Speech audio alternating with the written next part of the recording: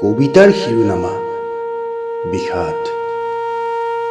কথা ৰেজিবুৰ জামান। পাঠ ছাদ্দাম আহমেদ। বিষাদে ভৰা জীৱনটো এন্ধাৰে আৱৰি ৰাখিছে। কাৰোবাৰ অভিমানত নিজানত নিৰলে চকুলুনি কৰে। কেতিয়াবা সৰু সৰু কথাতে মন ভৰে, কেতিয়াবা আকৌ সৰু সৰু কথাতে বিষাদেৰে বুকু ভৰে। কেতিয়াবা দিশহাৰা পক্ষী হৈ যাবলৈ মন দূৰ দূৰণিলৈ। কিয় যে সময়ে প্ৰতাৰণা কৰি কাইটীয়া পথেৰে আহি অবুজ হৃদয়ত আঁচুৰি দি যায়হি।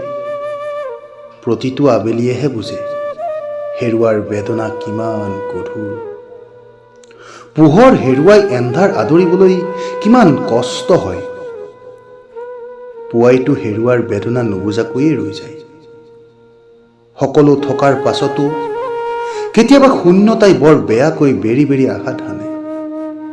তেতিয়াই চাগে বিষাদৰ কবিতাৰ সৃষ্টি হয়। কাৰোবাৰ মনৰ আঘাতৰ বুজাই তেওঁলোকৰ বুকুত বোৱাই বিৰহৰ নৈ। সেইবাবেই হয়তো বিষাদৰ কবিতা লিখাসকল সাধাৰণতে শূন্যতাৰ প্ৰেমিক প্ৰেমিকা হয়।